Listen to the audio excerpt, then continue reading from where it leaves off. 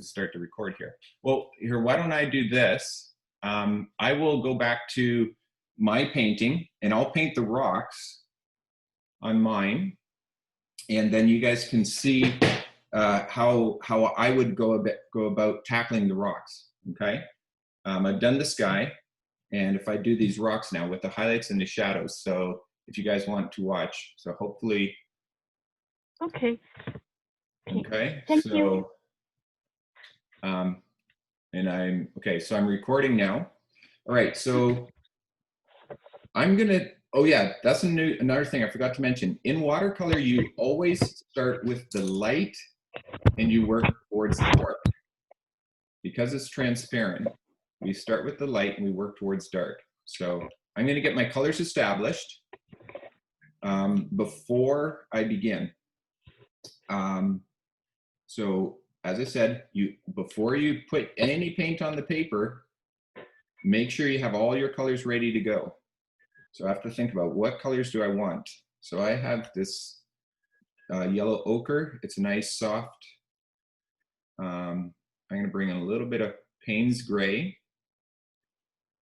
And I'm going to a little bit of this other brown. And I'm going to have purple in mine. I'm going to use a lot of purple. By the way, I never, when I paint, I never use black. Even for acrylic, oil, that's not my idea. That's from the Impressionists. Because we have to understand shadows are not black.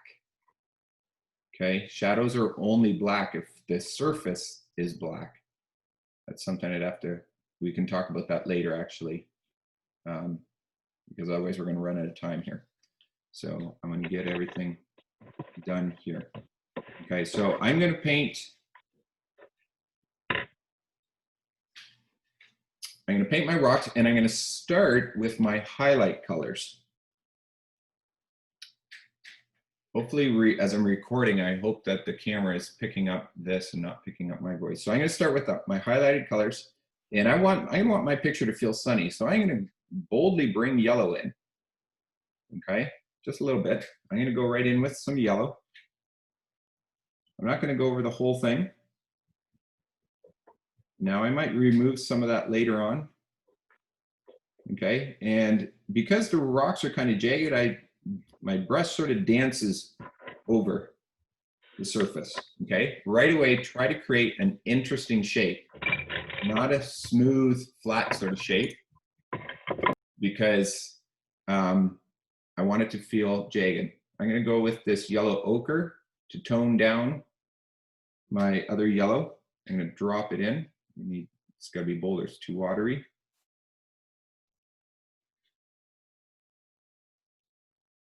And I'm even going to leave areas that are white.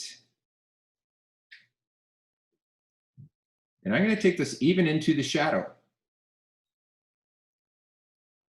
And I'm making it dappled looking,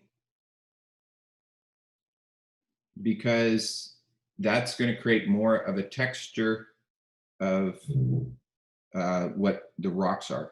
Because I want a lot of hard edges. I don't want my rocks to feel smooth. So so you can see I left a lot of white showing there.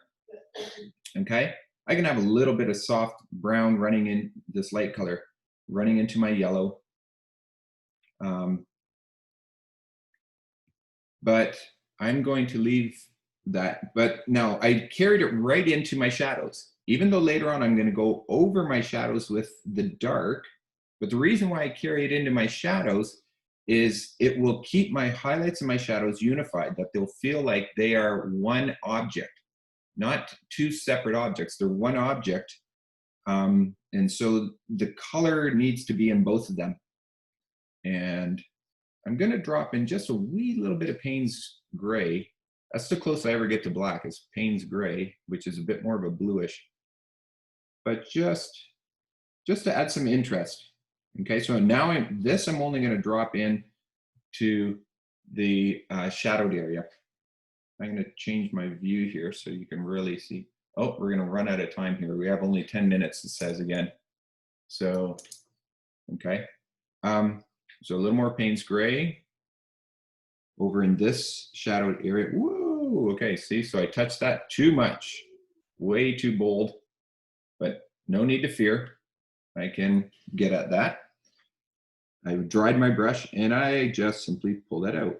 Okay, and I'll just take that paint, move it around a little bit. I'm keeping it near the bottom, of course, because that's where my shadows typically are. Your shadows are, near the bottom because our light source is the sun, which is up above. So I want to keep the darker near the bottom and the lighter near the top. Okay, so this is all I want to do right now. Okay, and I have to actually stop. That's the thing with watercolor. Don't try to finish everything right away. Okay, you have to let it do its thing. Look what's still happening, but keep an eye on it. Can you see what's happening here? See how some shadows creeping up into there? That's okay. Some crept up into there, but that's all right because it's not going too far. It's stopped. Here's an area I kind of forgot, so I'm going to drop in a little bit. Now, unfortunately with watercolor, I can't actually finish this. Okay, maybe I can finish this today and post the video for you guys to be able to watch the video afterwards. All right, but that's the first step of how I would do my rocks. So no area on here is a flat color. Everywhere I've got colors running into each other, but I limited myself to 3, to my yellow.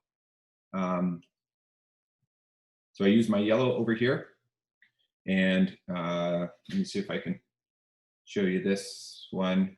So this is what I call yellow. It's a yellow ochre or raw sienna. They're pretty much exactly the same. So it's a really nice brown sort of color. And Payne's gray is it's sort of a dark bluish gray, very strong color. Now I went ahead and got my purple ready, but turns out I'm not going to be able to use my purple right now anyway, because I have to let this dry. I suppose I could drop in. Well, let's see what happens, because we can always experiment. This is just for fun. Maybe I can put in just a little bit in the bottom here.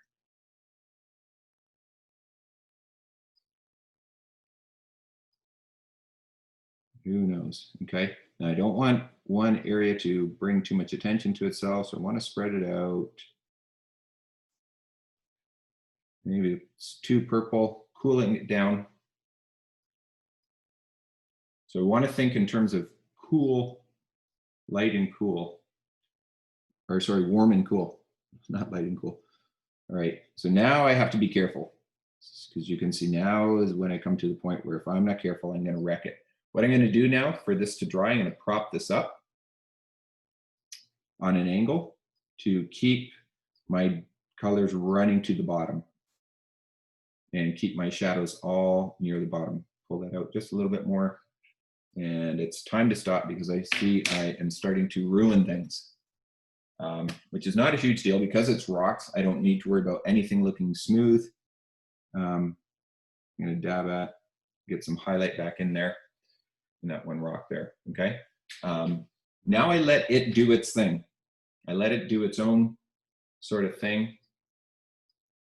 And I have to just let it dry now and come back to this later. So this is where be patient. Don't push it, okay?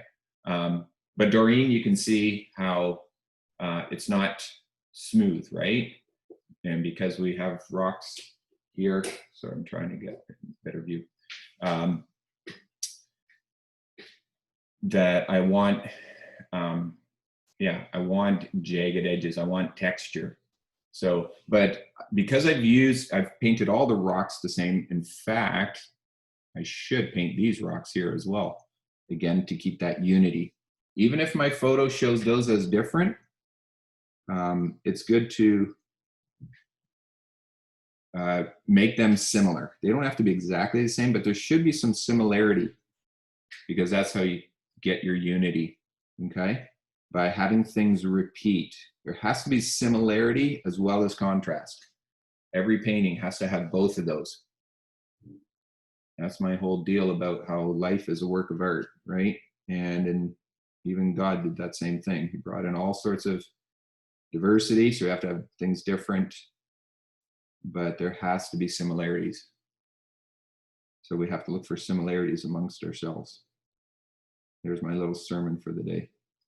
Okay, so that's why just a quick thought, remembered to get that done. Okay. Now, I always, as I sit and let it dry, I don't walk away. I still stay involved with it. I have to stay involved through the drying process because sometimes I have to go in and touch things up. I have to do a few things, lift out a little bit. Okay. Still managing it very, very subtly here and there. Boy, art is just loaded with life metaphors.